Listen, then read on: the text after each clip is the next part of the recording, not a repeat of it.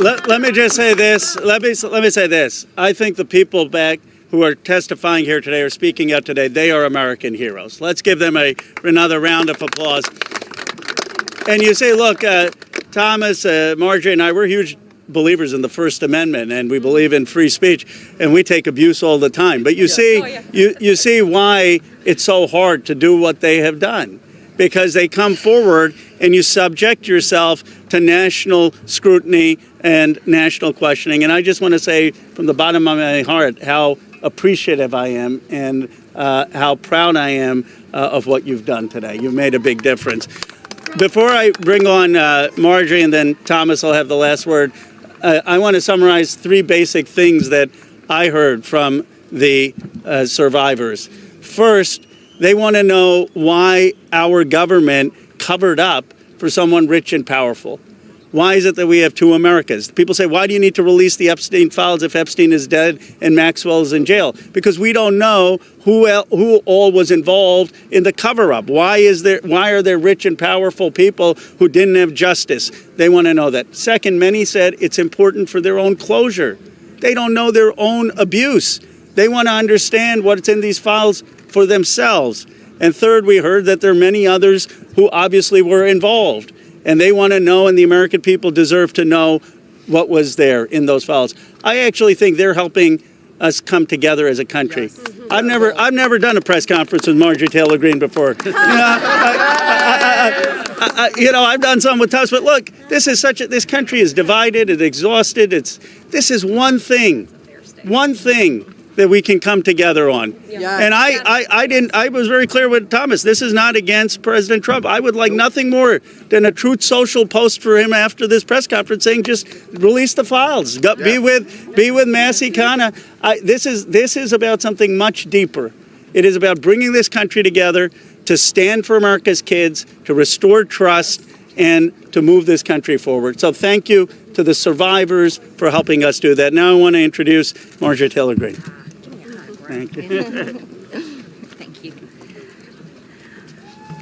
For everyone watching at home, I think it's important to put yourself in these women's shoes. As you're questioning, why can't they just name the names? What you don't realize is they just told their stories of being raped and being abused, being victimized, being manipulated, being coerced, and basically held in a prison of captivity of sexual abuse while they were young teenagers and extremely young, vulnerable women. And in Jeffrey Epstein's home and the places they went with him, they saw the most powerful people in the world in his pictures, and they saw him with those people. Can you imagine how terrifying it would be to name names like that? These are some of the richest, most powerful people in the world that could sue these women into poverty and homelessness. Yeah, it's a scary thing to name names, but I will tell you, I'm not afraid to name names. And so if they want to give me a list, I will walk in that Capitol on the House floor and I'll say every damn name that abused these women. I can do that for them, and I'd be proud to do it. Now, another thing, this is not about politics, and this is a boiling point in American history where the American people, just like Roe just said, there's become two Americas. There's the America for the rich and the powerful and the elite, where they never face any struggles or problems and never experience what real America goes through. And then there's forgotten America that faces all the problems and deals with all the issues and never gets justice for being sexually assaulted and raped by a monster. It shouldn't exist anymore, and people are sick of it. So let's recognize the fact that the administration before and the one before it and the one before it and the one before it and before it never did anything about this. So this isn't one political party or the other. It's a culmination of everyone worked together to silence these women and protect Jeffrey Epstein and his cabal. And this is not just rich, powerful people. Think his drivers, his maids, his chefs, all the people, people that worked in his home, security guards.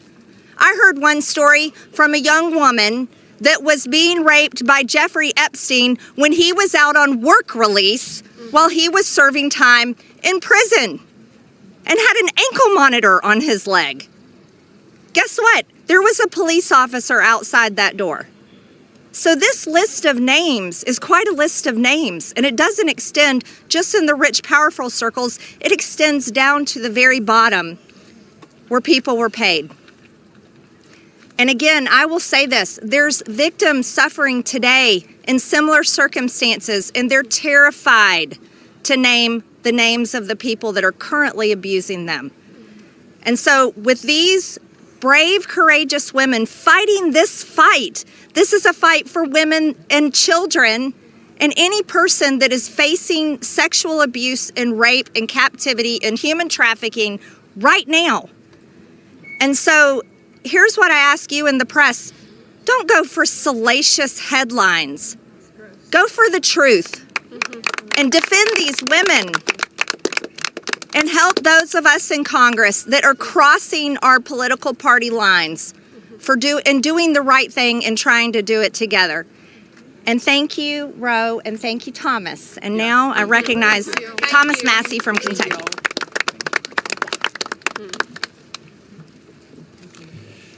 Well, there's three branches of government, and we're supposed to keep each other accountable. And that's what we're doing here today in the People's House. We're standing in front of the People's House with real people, not a hoax. And they've told their story. We wanted to give them a platform to speak, and they've had it. They stepped up, and they were brave. But I also today hope that they would persuade my colleagues to join this effort. But I found out something today that happened that I wasn't expecting. They persuaded me to fight even harder. I'm not going to give up. And I want to end with this call to action. First, a call to action to my colleagues who, just an hour before this press conference, were prepared. They were given a fig leaf. We'll put a resolution on the floor so that you can say that you voted to protect the survivors. Their resolution doesn't really do anything. And that's the oldest trick in the swamp.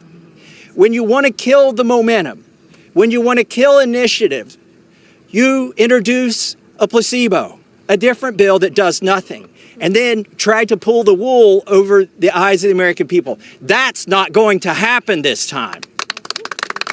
We demand real accountability. I encourage my colleagues, please, there's over 200 Republicans who have not signed this discharge petition. We only need 2 of them to sign it. And every Democrat will sign it. And that will get us the number we need to force this vote, to pass a law, not a polite request to the DOJ to police themselves. No, we need legally binding legislation to force that to happen. And my main call to action is to the people watching these live feeds that are going through these cameras right now. Congressmen, listen to you. Light up their phones. Burn down the phone lines here in Washington, D.C. Ask them the questions that these survivors wanted you to ask them. Why won't you be for transparency? Don't accept their answer that the bill has a flaw or that the survivors don't want it. We know that's not true. They wouldn't be fighting it so hard in this town if it wasn't the real bill. So with that, please call your congressman. Tell him or her to get on this bill and to stand up for these survivors. Thank you and God bless. That's Ian. Good morning. My name is Anushka DeGiorgio, and I stand before you today as a survivor of both Jeffrey Epstein and Ghislaine Maxwell. I want to thank Congressman Massey and Khanna for their role in putting together this very, very important bill. Every day of this journey toward healing has come at a profound cost to my mental health. But I am here. I chose to come because this bill really matters. I speak today not only in service of my own recovery from trauma inflicted by Maxwell and Epstein, but to honor the lives, the courage and sacrifices of Virginia Giuffre, Caroline Andriano, and others who could not continue. Their voices mattered. Their stories must not be forgotten. Accountability is what makes a society civilized. Equal opportunity and equal consequence for all. Consequences are not about punishment alone. They exist to deter future harm, to protect vulnerable, and to set a standard of justice. If Ghislaine Maxwell were pardoned, it would undermine all the sacrifices I made to testify and make mockery of mine and all survivors' suffering. That is why the Epstein Files Transparency Act is so essential. It requires the Department of Justice release all the records related to Epstein and Maxwell investigations, flight logs, immunity deals, internal communications, and even the records surrounding Epstein's detention and death. And crucially, it forbids withholding documents simply because of embarrassment, reputational harm, or political sensitivity. This is about ending secrecy wherever abuse of power takes root. But transparency alone is not enough. Survivors need protection, resources, and legal support. If this Congress is serious about justice, then let this moment also affirm your commitment to provide victims with the legal aid they need to confront abusers, to navigate complex systems, and to reclaim their power. Transparency must be matched by support, or else too many victims will remain silent out of fear and lack of access.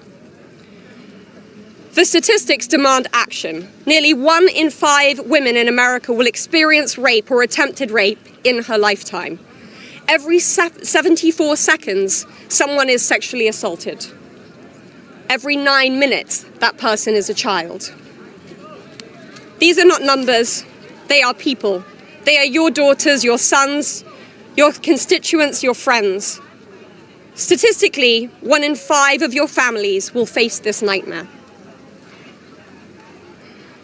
The days of sweeping this under the rug are over. We, the survivors, say no more. I want to help create a world where survivors of sexual abuse and abuse of power can come forward safely. And I ask Congress to join me in that effort, not only by passing this bill, but by ensuring that those who step forward have legal support to face their abusers and see justice done. When Judge Berman gave Epstein survivors the chance to finally speak, the world listened. After so many years, survivors were heard. That moment was historic, and so is this moment.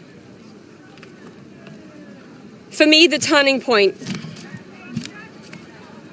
was when I had my daughter, and on the day she was born, I knew I had a responsibility to protect her and to protect all children. I have to use my voice, the voice that had been silenced by fear and shame for so many years. Make no mistake, my polished exterior is a shield hiding a wound that still bleeds. But through this wound, I have found purpose. To be part of lasting change in how we confront exploitation and abuse. And to be clear, the only motive for opposing this bill would be to conceal wrongdoing. You have a choice. Stand with the truth, or with the lies that have protected predators for decades. I am no longer weak. I am no longer powerless. And I'm no longer alone. And with your vote, neither will the next generation be. President Trump, you have so much influence and power in this situation. Please use that influence and power to help us, because we need it now and this country needs it now. Thank you.